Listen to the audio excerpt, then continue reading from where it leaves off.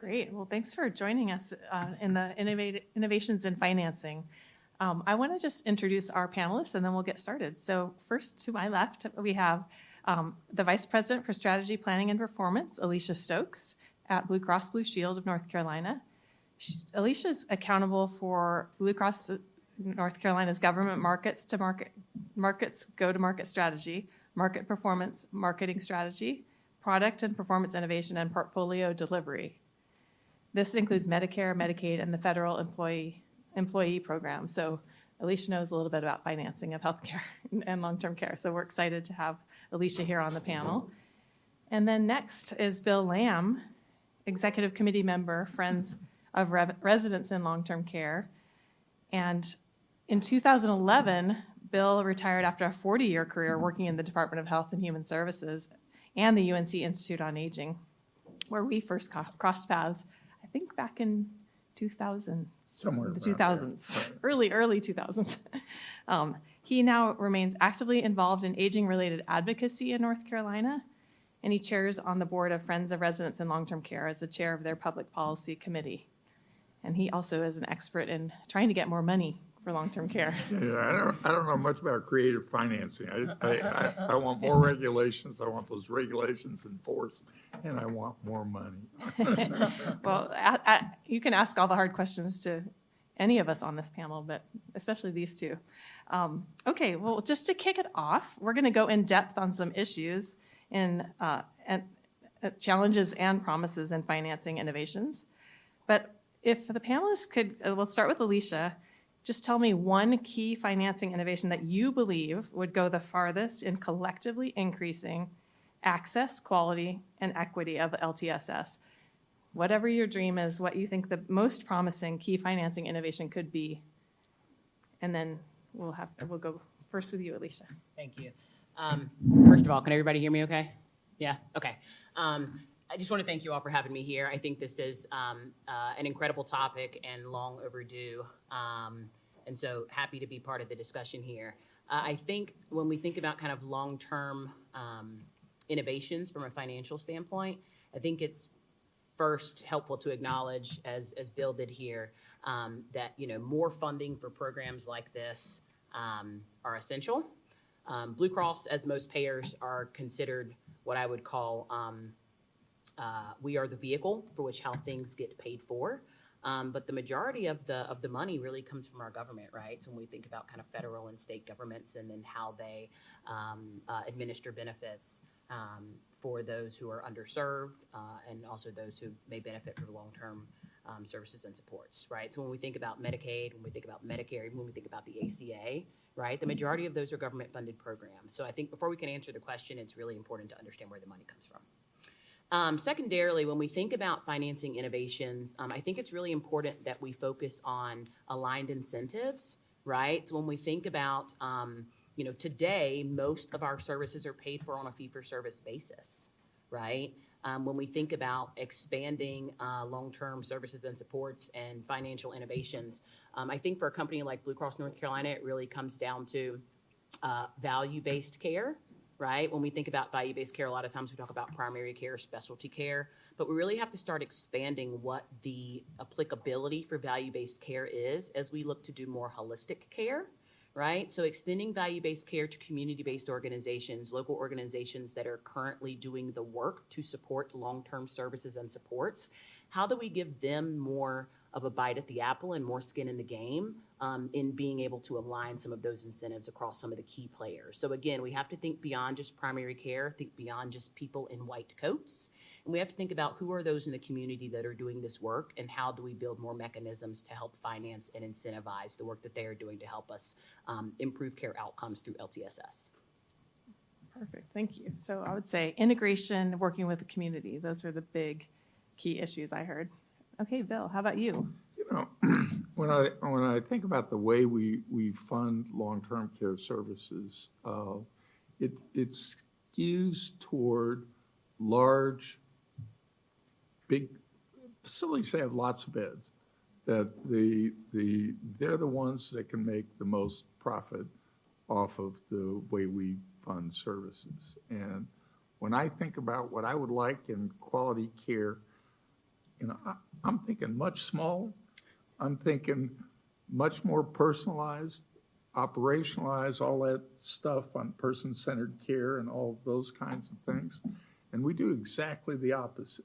So we need to figure out ways to fund more care in people's own homes. I mean, we do have an institutional bias, so we need to try and overcome that. But even within our institutional funding, the family care homes are the best of care. They're the worst of care. It's like reading the tale of two cities. I want to be able to, if I'm in a long-term care facility, wake up and have breakfast and know somebody knows the way I like my eggs. And it's that small stuff that relates to quality care.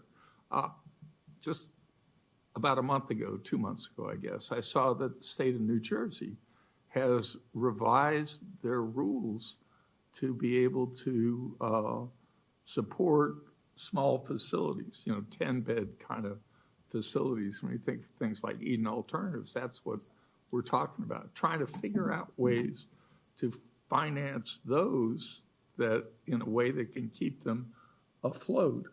And right now, you can't do that under our reimbursement models. So I think there are some states that are trying to move to that. Other variations of that I like are shared housing kinds of arrangements. The folks being, I think of my mother who was in a housing for the elderly kind of thing. It was higher end, but I mean, it was all older adults. And basically, you got a bunch of old people helping each other out. And those kinds of things on small scale, I think are the kinds of things that are going to need to be developed to respond to the aging of our population. Well, thank you so much. Louise Noble was our third panelist, and she wasn't able to come last minute, but I wanted to share what she thought one of the main key innovations could be in getting improvements in quality, access, and equity in long-term care. And she noted, as Alicia did, that this is public monies. Medicaid's that pays for 3/4 of all long-term services and supports, and a lot of that, over half, is financed under waivers.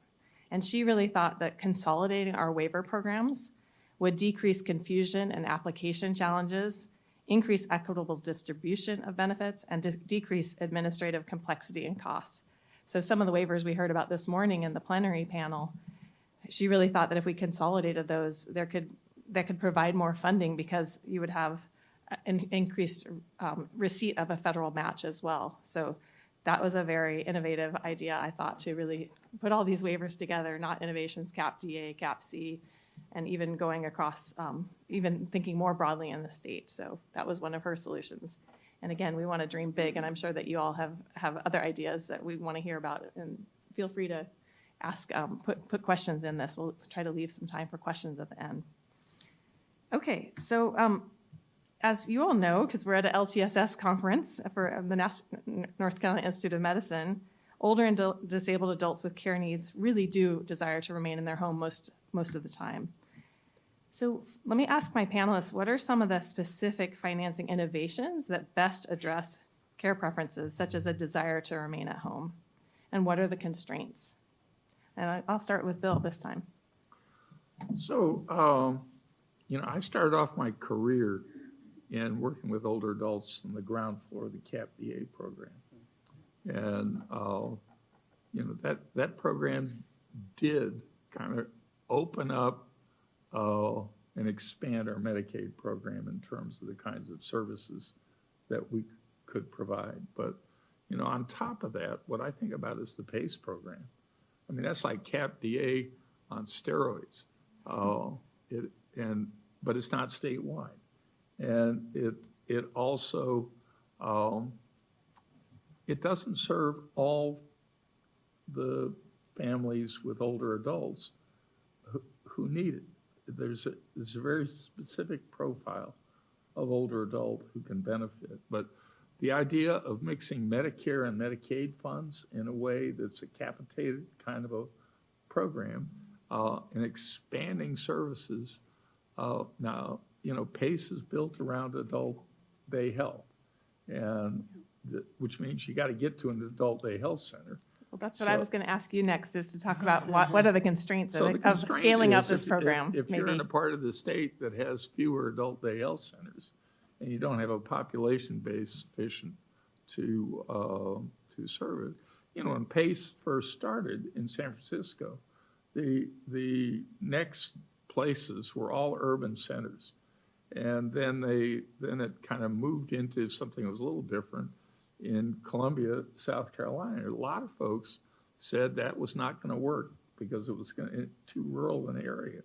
I don't know if Columbia's rural, but the reality is, in our experience in North Carolina, that we've got some PACE programs that are not in population dense areas. So it's possible. And I think programs like that need to be promoted. The dilemma behind PACE is, so you've taken care of somebody during the daytime. What do you do at night? Mm. So you have to have an available caregiver. You have to have a family member or somebody else that can take the rest of the responsibility overnight. So that's a limitation. Okay, thank you. Alicia, what do you think would be some specific financing innovations to help people remain at home? Yeah, so first, I want to acknowledge that I am really bad with going off script. And there are people in the room that make sure I stay on script. And so I'm going to do my best. And if you see those people walk up here and start to take the microphone from me, then just know that I have more to say than what they would like for me to say. So here goes. And I'm going to look down because I want to make sure that I hit the script so I don't get in trouble. So I think it's first important to set the stage and build it a little bit of this on the rural nature of North Carolina, okay? So according to the CDC, 35% of the members in North Carolina who qualified for Medicare due to a disability live in a county that is more socially vulnerable than at least 80% of the counties nationwide. In North Carolina alone, 84 counties, which are mostly rural, are classified as primary care shortage areas. And it's estimated that at least 266,000 North Carolinians do not have access to reliable internet due to lack of infrastructure.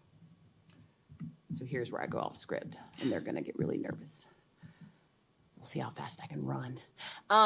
Look, we at Blue Cross North Carolina embarked upon this really fascinating listening tour called the Extra Miles Tour, where we went over about 2 years to all 100 counties in the state.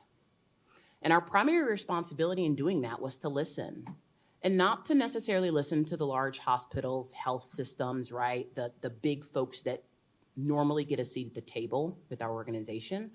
We wanted to talk to community colleges. We wanted to talk to our local academic institutions and universities. We wanted to talk to community-based organizations, folks who are in the city council, right? Folks who really run more of the local level of how things get done.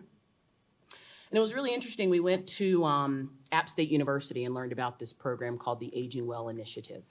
And what this program does is it looks to actually pair college-age students who are majoring in, let's say, health sciences, right? It looks to pair them with older adults that they can help with, whether it be household tasks, right? Whether it be listening, right? Whether they have some cleaning that they need done. They need carpets pulled up in their house, right? They want to work on balance. They need help with nutrition. So you think about all of these kind of broad disciplines under health sciences, younger adults who are really, really passionate about the work that they do. And then you think about how that applies to the western part of our state, right? Very rural, loneliness, social isolation is an issue, right? And so we learned about this program and how they're really pairing these students with the older adults. And it was primarily, I think, in Watauga County, I believe is where it started. And they had this kind of hub and spoke model, right? So the hub was really in the two kind of main campuses, the two main health sciences kind of campuses within App State. But then what was really cool was that they recognized that like not all seniors, right, to Bill's point, can get there. So then they looked at where are our libraries, where are our churches, where are our community centers, right? Where are there existing areas where our aging populations already gather, and how can we bring those services to them? And so that's exactly what they did. I think one of the most fascinating parts about this program, when I was speaking to the person that directed this program at App State, is I said, how did you do this? How did you create this, right? And what do you need? And the person looked me directly in my face and he said, we recognize that there's no white knight that is going to come save us. But we recognize that we have really passionate young adults, right? And we know the needs of our communities, and we had to respond. And so when we think about the financing innovations that allow things like that to continue, we as Blue Cross North Carolina knew that we had a really unique opportunity to help this type of initiative build capacity. And so that's what we did, right? So we increased funding that allowed this program to expand. I'm going to now go back to my talking points before I get in trouble.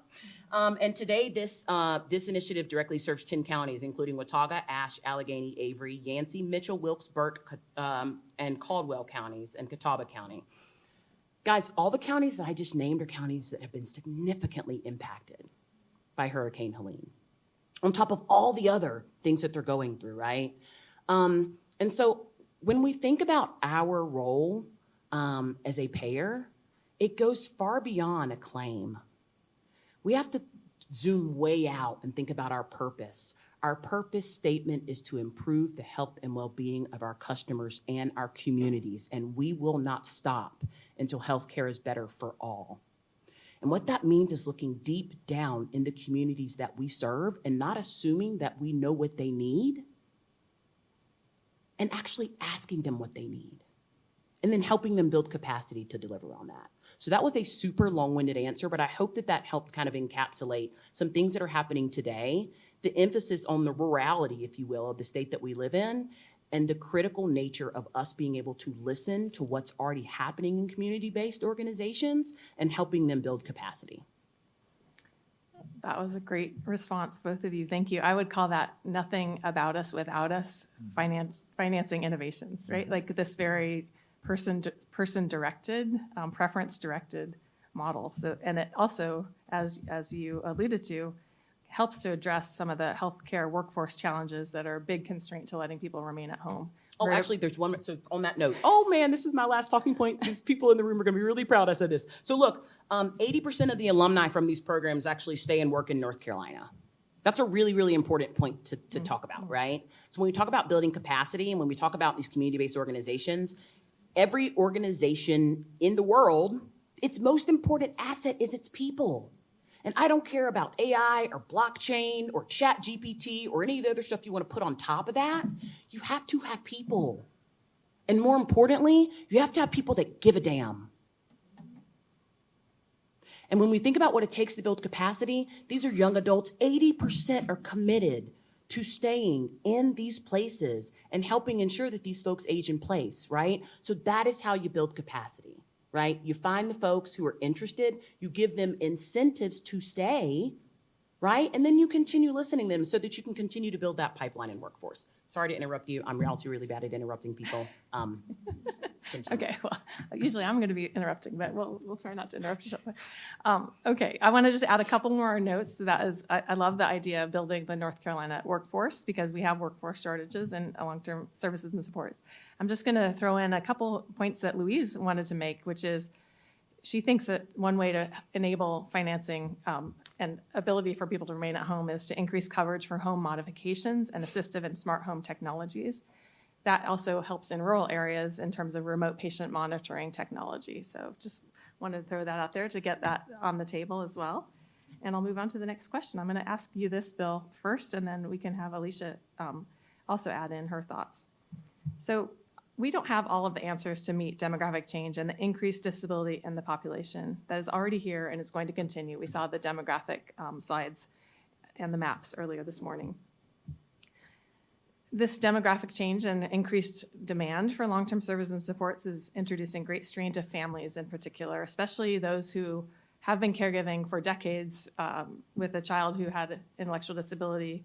It happens for 5 to 8 years if you have dementia, these long-lasting caregiving roles that are often cause people to leave work or to actually be injured, as we heard about, and also the caregivers are aging. So there's a lot of challenges facing our long-term infrastructure in the unpaid caregiver realm.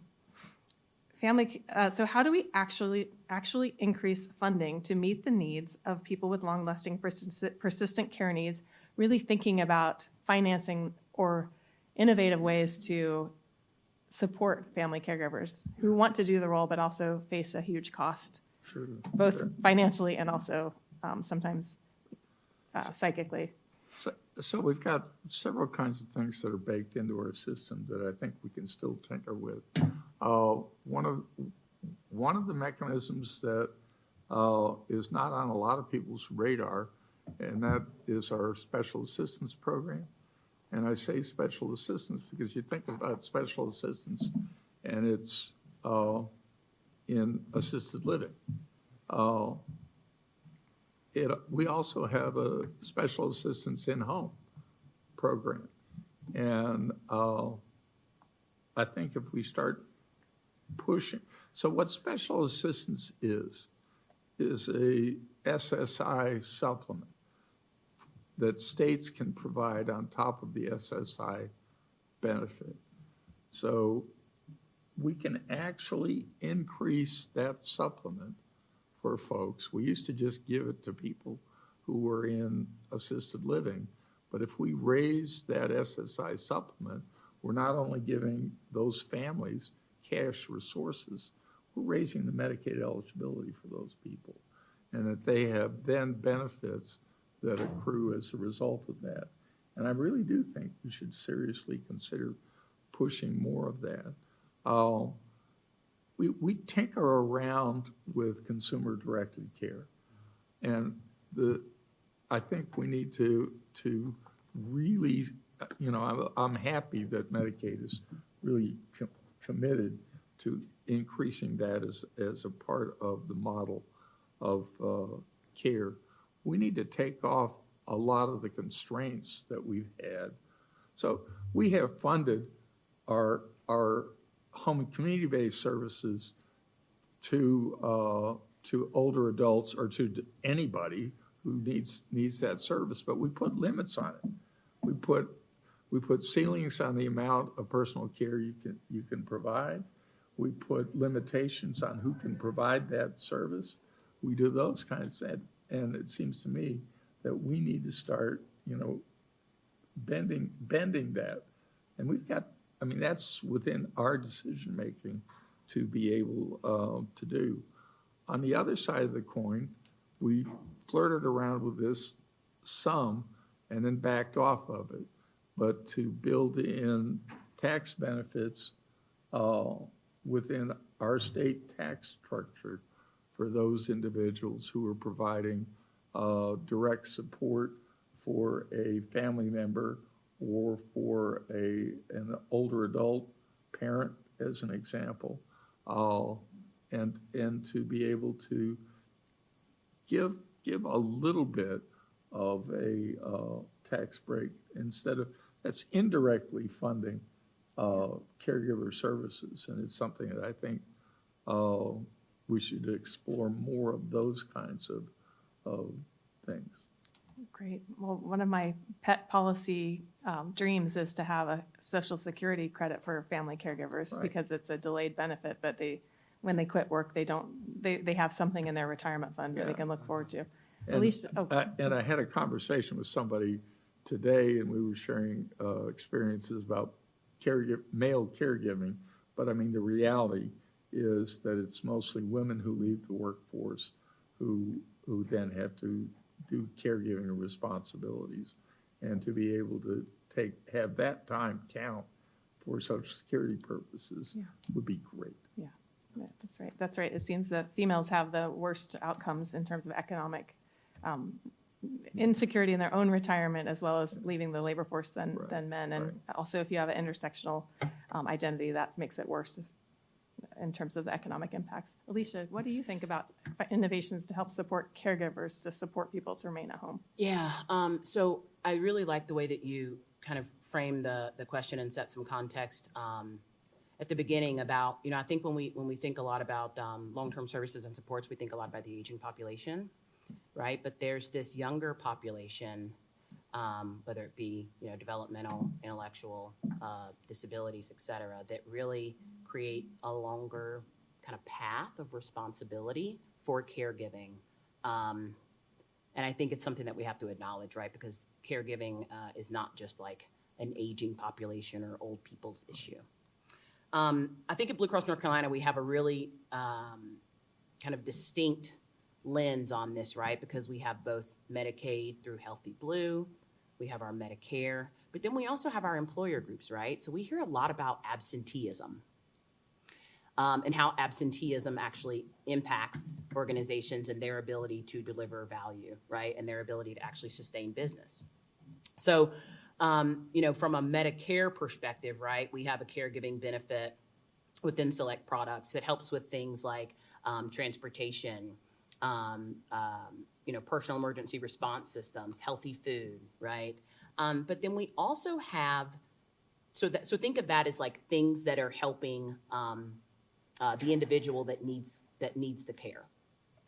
But then what we also hear a lot is like from the caregiver, both the badge of honor that they wear in caregiving and how they do not want that stripped away from them, but additionally the burden that comes with caregiving. So, my mom 15 years ago was on vacation in New Mexico with a friend of hers, had a stroke. She's been in a nursing home for 17 years. We had to spin down all of our assets in order for her to qualify for Medicaid. And we paid out of pocket for this nursing home for 2 years, and it bankrupted my father, who is now passed. He died suddenly of a heart attack, largely due to the stress of helping care for my mother. This is not the best of nursing homes, but she has a Medicaid bed. It's about an hour and a half southwest of where I live in Durham. And, she does not wake up in the morning and get asked how she wants her eggs. In fact, she wakes up in the morning, and if her phone is not on the floor, she can manage to text me to ask me to call the front desk because she's not been turned in 12 hours. Right. And even though she had a stroke and she can't feel all the way, she can still feel, right? And she knows when she's in pain. She knows when she's in discomfort. The point of me saying this is that, we have to think about the burden that the caregiver carries and what they need help with. One of the things that wakes me up at night is how do I make sure that my mother doesn't have too much money in her account and gets kicked off of Medicaid, right? So whenever it comes to financial responsibility, coordination for doctor's appointments, right? Like I myself as the caregiver do not want that responsibility stripped from me, but I need help. And guys, I'm someone with privilege and access and power. So imagine someone who doesn't have that. Imagine someone who's trying to provide a more exemplary level of service for their children as they age. So when we think about what we have in terms of Medicare Advantage and our products, yes, help for the actual individual, the beneficiary, but also help for the caregiver. When we think about some of the supports and services that are with Medicaid and the waivers that you have to have, right, in order to be able to apply for those and kind of help with those. But then when we think about that kind of middle layer, right, the employer group, but folks who are not able to come to work because they have to care for their parents, right? I think that's where we could do some more discovery and innovation and see is a what we call kind of a buy-up in the employer group space. Is that something that employer groups are willing to invest in?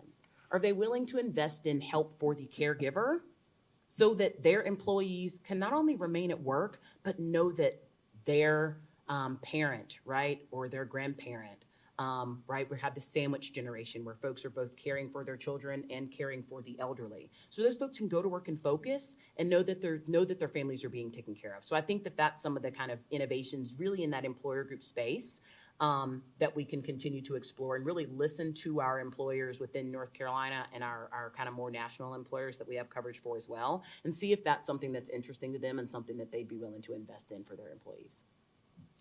Thank you very much for sharing part of your story as well. That brings up a lot of issues in my mind. And one of the key ones is we need to think about the fact that family caregiving doesn't end when your parent goes into a nursing home or institutional care. It begins, And I think right. That's exactly. just thinking about some of the other suggestions from earlier, this idea of care navigation isn't just for transitions. You need a care navigator or some kind of role to support that quality of care that you want your mother to have.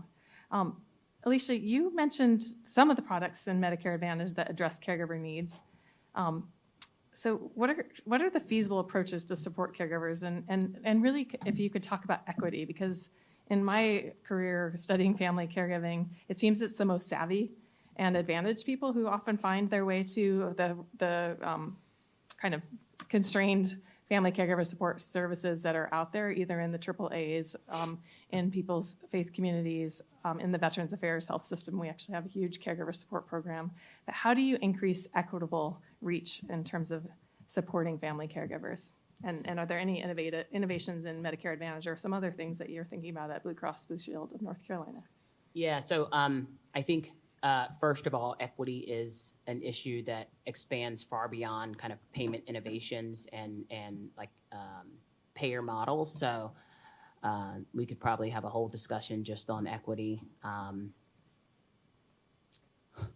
We could have a whole discussion just on equity alone. I'm going to approach equity in this conversation from an access perspective.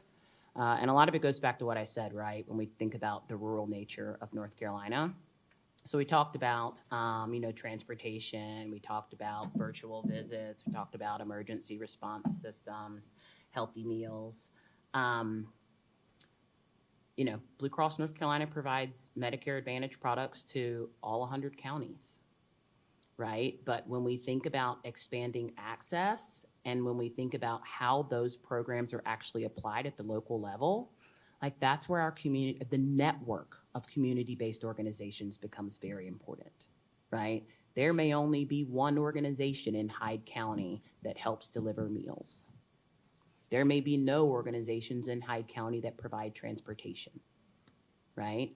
There may be a faith-based organization in Hyde County that has access to transportation services, right? Then how do we link that faith-based community and help them serve as a transportation entity? Right now, of course, there's all sorts of kind of regulations around who can qualify as a transportation entity, et cetera. But I think the answer, particularly in rural communities, as we look to create equity and access, I think it comes down to understanding what currently exists within that rural community. Again, guys, the thing about rural communities is there is no white knight that is going to come save them. So they just figure it out. But we have to get deep in the trenches of these rural communities to understand how are they making this work and what do they need to expand and to build capacity. One of the counties that we went to on this Extra Miles tour, in order to get to one of the community-based organizations, there was not a road. And so imagine our executive leadership team in, their fancy suits on the back of four-wheelers.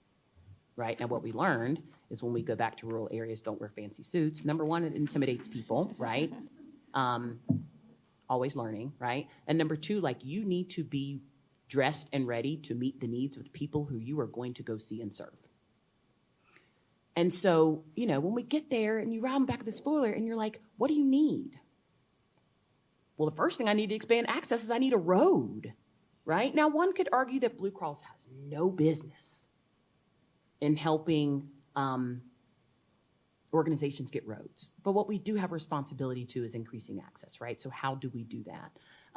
That's one of the many ways that we can, right? We talked about virtual care, right? There's a significant portion, I've already mentioned the stat, I won't mention it again, a significant portion of the state that does not have just broadband access, which means telehealth does nothing for them, right? So how do we work with, our state entities, how do we work with our legislative officials to understand what does it take for broadband access in all 100 counties? What does that look like, right? And then help people understand what that unlocks as far as the potential for creating more equitable access. So that's just one example. But again, I really want to hone in on equity from the access perspective, because I feel like that's kind of the first place that we can start in helping expand long-term services and supports.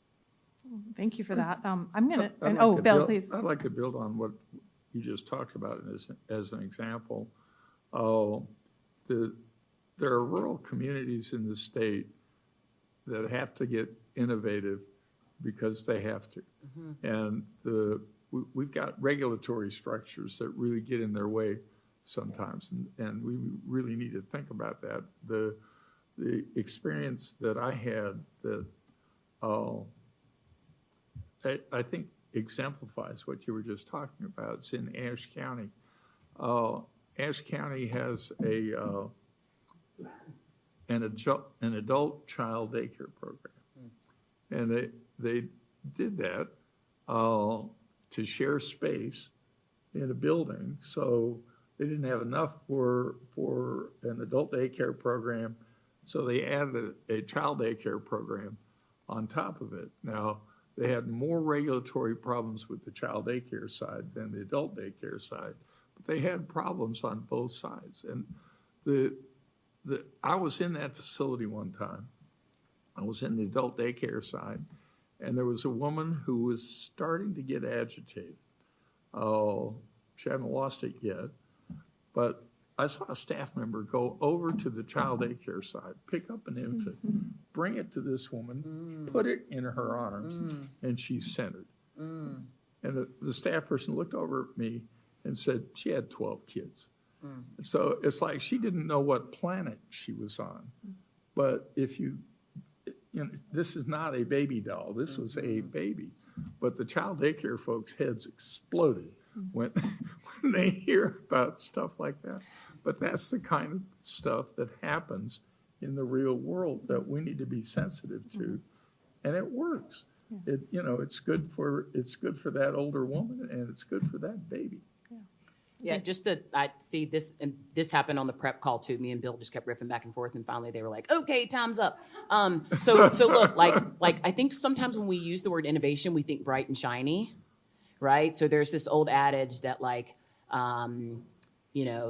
U.S. and the Russians were fighting to see who could get to the moon first, right? And who could be the first to write on the moon. And so NASA and the U.S. spent all this money on figuring out how do you get ink that can function in an area that doesn't have an atmosphere, right? And then the Russians took a pencil.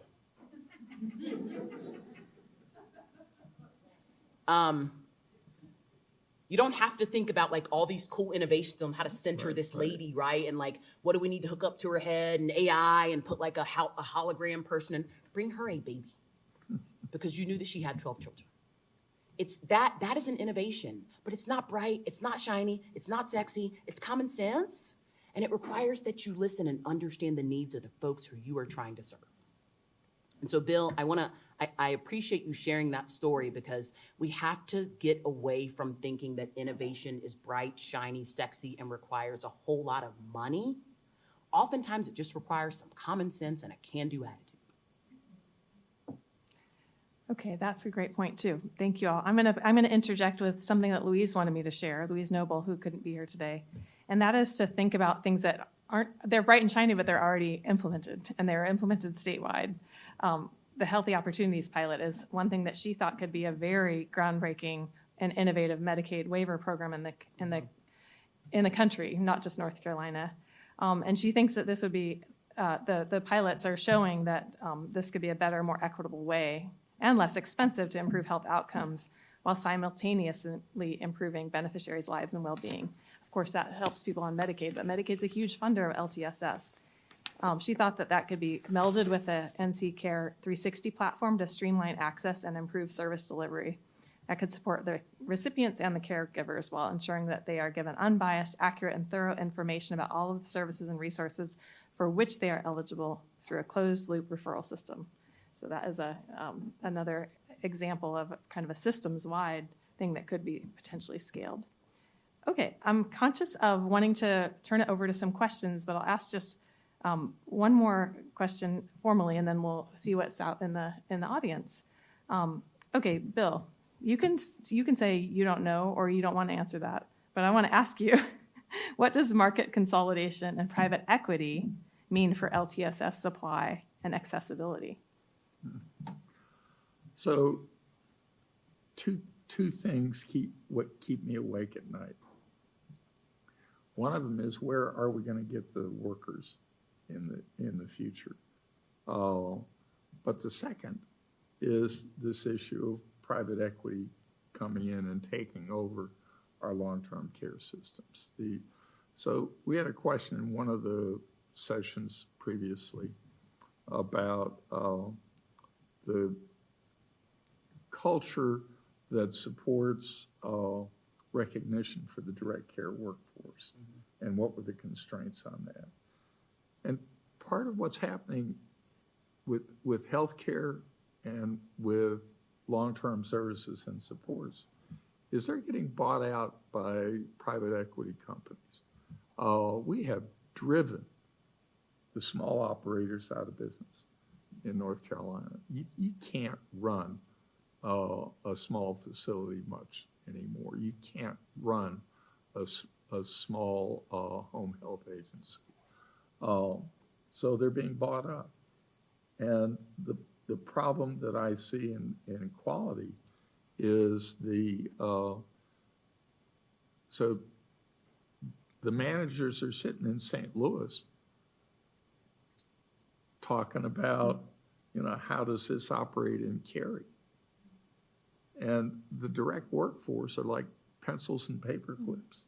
I mean, private equity companies are in business to make money, and that is all they're in business to do, is return profit to their shareholders. And this is what scares me.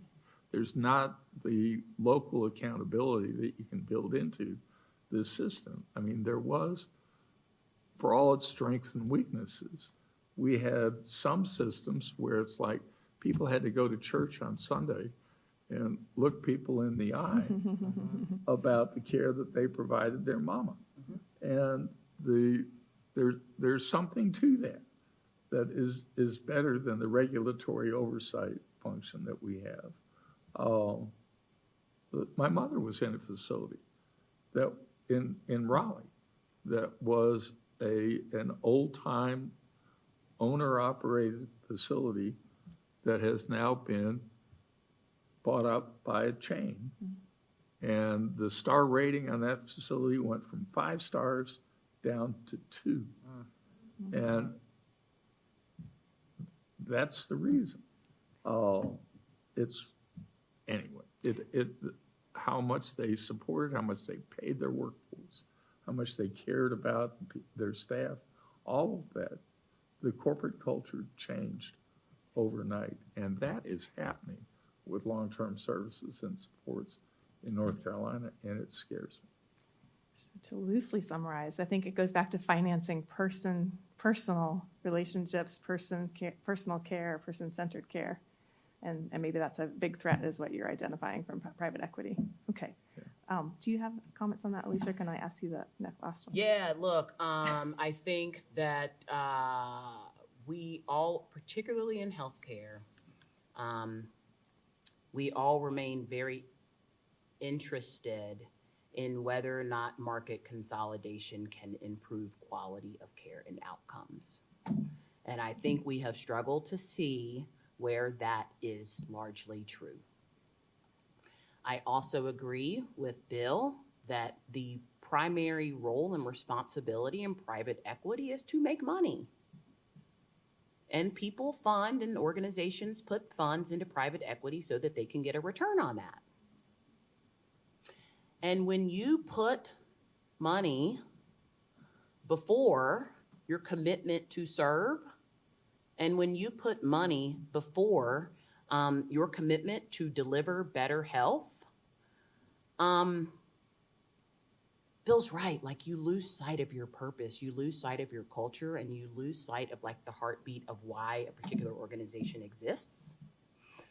But we also can't ignore that, these organizations, they have to entertain private equity because they don't have enough money to be sustainable. They're not calling private equity's calling them. And, the old notion is, I can help eliminate administrative burden for you. I can help create more predictability in your financials. And I can actually take some of this off your plate so that you can get to your kid's soccer game by 6 o'clock. Who wouldn't say yes to that? The problem is when you say yes, you lose your strategic control, right? You lose your leverage as a small owner, right? And you give all that up for the sake of return of shareholder value.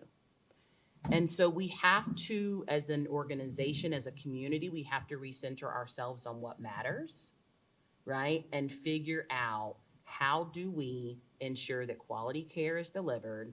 How do we ensure that we are creating and sustaining capacity for the small business owners that are in the state that want to continue this service and continue this charge, right? And how do we do that in a way that meets the needs of all of those who have a vested interest in helping improve care?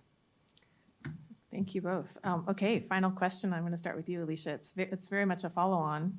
You identified some of the goals of, people need to keep their business going, right? They need viable alternatives. So what do you think could be the focus and benefits of more public-private partnerships in LTSS?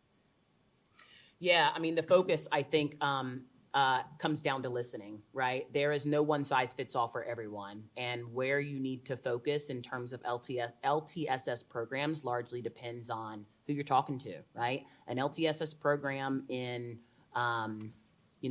downtown Raleigh needs to look very different than an LTSS program in Robeson County.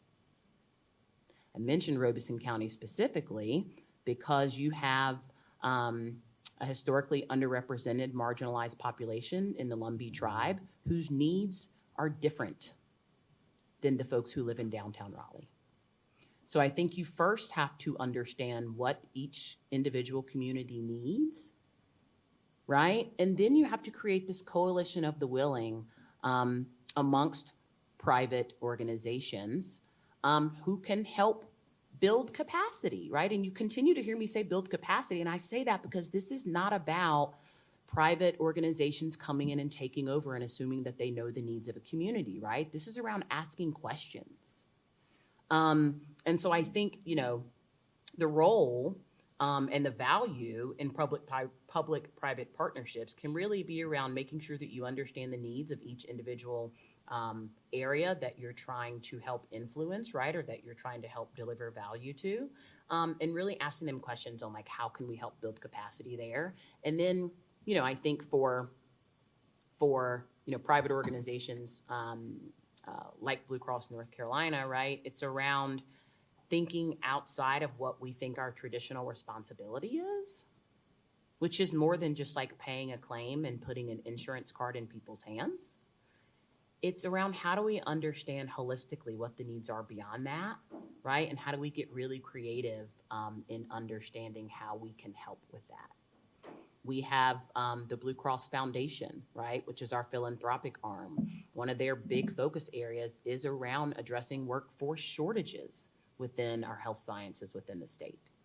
How do we leverage the foundation to help build capacity through grants and through other partnerships that they have, right? So I think, and that's part of my role at Blue Cross North Carolina, is to help us think beyond just the claim and just the card that we hold in people's hand. And if we're going to say that our purpose is to improve the health and well-being of our customers and our communities, right? 10 million people in North Carolina. I insure almost 5 million of them. That is 5 million who are not my customer, but I still have a responsibility for, right? And if I say that we won't stop until healthcare is better for all, I can't put little parentheses around for all and just cherry pick who I want to help, right? So we have to think beyond what our kind of more traditional purpose has been and be really outside of the box and innovative with how we can bring value to all of those who we serve, not just the ones who hold our cards in their hand. Thank you for that. Bill, do you have thoughts on That's hard to get on top of. I think anytime we can step outside of our silos and talk together, that there's a gain in that. It's easy to talk about public-private partnerships. It is much more difficult to make that a reality. And it needs to happen at all levels. It needs to happen at a national level. needs to happen at state levels, and frankly, it needs to happen at a community level as well. Even when we get involved in aging planning in counties, we do that planning around public sector kinds of interests. And it strikes me that the smart counties are the ones that are bringing private sector folks to the table to discuss aging issues together with the public agencies. And we need to promote more of that. Great. So integration of care across Medicare, Medicaid, that's a big goal, but also integration of efforts across public and private, and really having it be driven by local. Yeah, I think Okay. the state has kind of promoted that, but AARP has also done a lot of work in that space, and I think it's been really pretty effective at doing that. Well, thank you all for answering the formal questions from me. I'm all finished with my formal questions. What questions do others have out in the audience? Or okay. Maybe you need to do it in the microphone just so everyone can hear. Thank you, Krista. So one question says, Trade-Offs Podcast says the U.S. spends twice as much on healthcare and 6% on LTSS versus other nations that spend 30% on LTSS. For-profit corporate drive in U.S. is outlier. Any hope to shift funds? Anyone have? So this is where the people who created my talking points get really nervous. Like this is where, because they couldn't prep for this question.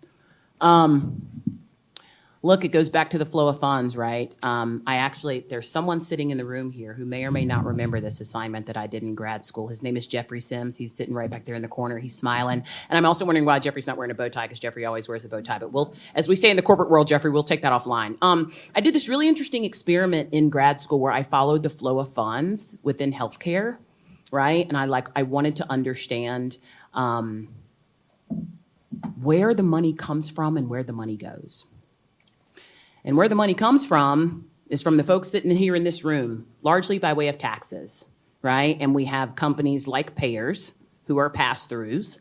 And, where the money goes is primarily, our health services, right? Physicians, pharmacies, pharma, right? And I think what I realized in that exercise was that payers have the opportunity to influence at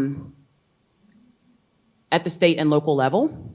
And this is where I look at organizations like AHIP, right, that are really important. And how do we put pressure on the federal government? And then we as, payers, how do we put pressure on state government to create more funding? Believe it or not, Blue Cross does not print money. In fact, it's not our money. And people in our organization hear me say this all the time. It's not our money. It's your money. And it's our responsibility to do right by that money every single day. But I think that we all know that within the U.S. healthcare system, there is a lot of waste. So the question is, how do we identify the waste? And how do we start to channel some of that money towards where we know it delivers value for the people that we serve? I wish I had a silver bullet answer, because I don't. But I think that that's when it comes down to, right, is how do we identify where the waste is? And then how do we reposition some of those funds? Because to say that we don't have enough money, I don't know that that's true. I think it is where we are spending our money. And how do we redisposition how we spend our money and focus on where that matters? Okay. That's another one that is it's easy to say, it's harder to do. I mean, the bottom line here is you can run, but you can't hide. I earned a living giving the chicken little speech. It's like, more and more old people every day, it's going to come. You know, I'm 76 years old. I was born in 1948. I'm on the leading edge of the baby boomers. I am 4 years away from being 80 years old. And it's like, you know, the demand curve on services is now running up, and I'm running it up personally. So we have got to make some choices about how we spend our money. We have our incentives exactly in the wrong places. You know, the kinds of stuff that you all are funding for me is not what I want. But it's easier to get. That's right. So now to realign it, which is I think what we're talking about in terms of how do we get more stuff that is smaller, that is more personalized, that is more supportive of people living in their own homes. But for as also long as they can. scaled up. Yeah. How do we do that without taking it from the institutional side? Without taking it from the other, Yeah. there's not, how do you get all that waste out of the system? Somebody is going to fight for that stuff. Yeah. And it's real hard to do. Yep. But we're going to have to do something because the numbers are going to overwhelm the rest of the system. Absolutely. Well, thank you both for that response. I know we have an audience member with a question, but is there another one? Did you want to? Sure. If you don't mind, maybe coming up, Oh, I can talk really loud. I can talk really loud. Yeah. I can we hear repeat ya. it too. Yeah. I just wanted your thoughts on reframing expectations about outcomes, because I was in a talk yesterday listening to folks from CMS and their innovation center, and I heard a term I hadn't heard in a while, a pilot graveyard. They have so many pilots that were Right. unsuccessful because they just didn't save money or they were budget neutral. Yeah. And that was the only outcome it was judged on. Yeah. And so when I think about innovations, and I think about in the state and Bill and Jeffrey, when I was at UNC back in the 90s, we think about why the PACE program didn't take off for a while after the 70s, is because it was budget neutral for a while, so it was Yeah. not a success. Yeah. And so how do we reframe the conversation and get some of these pilots? If we've been doing innovation for a really long time, but how do we reframe the discussion so that way those things that we know that improve care and community and quality, but they weren't successful because they were. Yeah. Yeah. Go ahead. So look, we have to reframe. What we have to do is reframe our definition of success and when that's going to happen. Because and this is and I'm guilty of it too. I wanted something this morning. I went and looked on Amazon. I just got a notification. It is on my front porch. But that is not the way that demonstrating successful outcomes in healthcare works. So we have to reframe our expectations on how long the tail of value is. And if we think that because we invested $1 million this year that we're going to see $2 million in the next year, then we are dead wrong. Because a lot of what we are trying to address are systemic, institutional, long-standing, multi-generational issues that will not change because we flipped the switch and decided to pay someone a $4 care management fee. That's not it. And I have this conversation with our CFO all the time. We have to extend the tail on value, full stop. And if we choose not to do that, then the pilot graveyard will only get bigger and we will say that nothing ever worked. But it's because we had false expectations of when that value was to return based upon the investment that we put into it. Or it's not budget neutral. It actually costs something, but you're getting what you Right. want from it. So Right. maybe that could be the value is not just return on investment in terms of cost savings. Value's So gonna cost with that, were you going to say that? Value is going to cost you. Yeah. A value is going to cost you. I appreciate that. I'm sure that the panelists would love to speak to people afterwards, but we are out of time for this session. Thank you so much for coming and for your time. Thank you.